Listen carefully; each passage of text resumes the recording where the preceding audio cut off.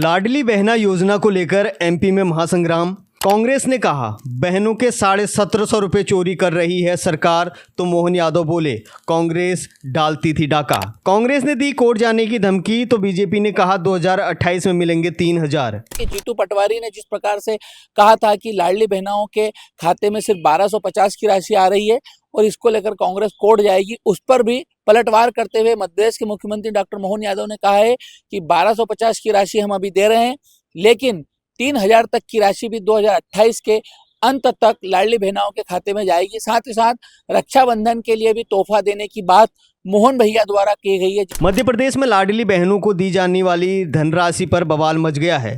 कांग्रेस आरोप लगा रही है कि बीजेपी ने लाडली बहना योजना के तहत हर माह 3000 रुपये देने की घोषणा की थी, लेकिन वो सिर्फ 1250 रुपये देकर बहनों के 1750 रुपये की चोरी कर रही है। इसके जवाब में सीएम मोहन यादव ने कांग्रेस पर डाका डालने का आरोप लगाया। मोहन यादव जी ने कल बहनों को कहा कि 250 रुपए राखी के मिलेंगे। आपने सुना होगा, लोगों ने, ये पत्रकार बंधुओं ने सुना होगा। उन्होंने कहा 1200 रुपए हम महीना बहनों को देते हैं।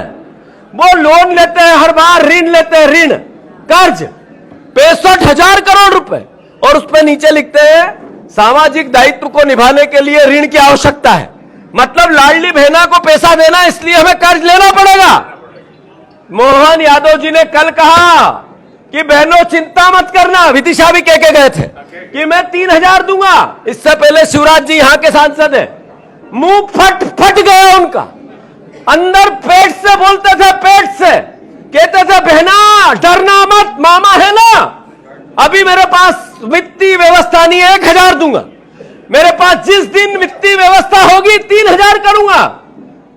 19 महीने हो गए, शिवराज जी ने भी नहीं झांका और मोहन यादव जी ने भी 1 रुपया नहीं बढ़ाया। अभी वाहवाही लेते हैं। सवाल 1200 का नहीं है, सवाल है 1800 रुपए हर महीने की चोरी करती है सरकार, बहनों की करती है या नहीं करती है? कांग्रेस पार्टी ने निर्णय लिया है, बहनों की लड़ाई हम लड़ेंगे, 3000 इनको दिलवाएंगे, हम कोर्ट जाएंगे इस सरकार के खिलाफ। इस सरकार ने बहनों को 3000 का बोला और धोखा दिया। हम न्याय मांगेंगे न्यायालय में। करना चाहिए कि नहीं करना चाहिए? कांग्रेस के लोग कहते हैं कि लाडली लक्ष्मी की राशि बढ़ाओ, नहीं तो चोरी होगी। अरे पाप लगेगा, तुम तो डाके डालते थे, तुमने तो कभी 2 कौड़ी के कभी चिंता की नहीं।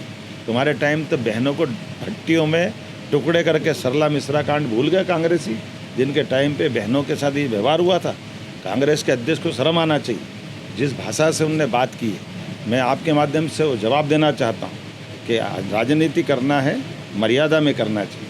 भावना में बात भी करो तो, लेकिन शब्दों का चयन कौन सा होना चाहिए। हमने घोषणा की कि हमारा संकल्प पत्र का है, तो संकल्प पत्र का घोषणा है 3000 की, और हमने कहा हाँ डंके की चोट हम 3000 करेंगे। जब हमने सरकार बनाई तब उसके पहले से 1000 देते आए थे, आज 1250 दे रहे हैं। इसी साल से अभी हम 250 रुपये रक्षाबंधन पे देंगे और दिवाली से हम 1500 रुपये चालू कर देंगे। अगले साल 25 में ख़त्म होने के बाद 2600 में फिर बढ़ाएंगे, 2700 में फिर बढ़ाएंगे, 28 में चुनाव आएगा, 28 तक हम हर हालत में 3000 करेंगे। ये चोरी नहीं है, ये हमारी उनके प्रति वचनबद्धता है, जो 5 साल में पूरा करने का संकल्प पत्र होता है। जिसको ये समझ नहीं है वो ऐसी नादानी की बात करता है, जिसको समझ होगी वो सब समझता है। और जो कहते हैं अय्यासी कांग्रेस करती थी, कांग्रेस के लोगों के रिकॉर्ड इस बात के लिए, इसलिए उनके सारे नेताओं जमानत पे चल रहे हैं। वो क्या कर रहे हैं, उनको छिपी हुई बात है क्या? कि कांग्रेस समझ ले इस बात को कि भाजपा के लोग अपनी जनता के लिए जवाबदार हैं, अपनी सरकार को जवाबदेही से चलाना जानते हैं, और हमारे राज्य के अंदर जो कानून तोड़ेगा उससे निपटना भी जानते हैं। वो डकैत हो या डकैत का बाप हो, सबसे निपटना हम जानते हैं।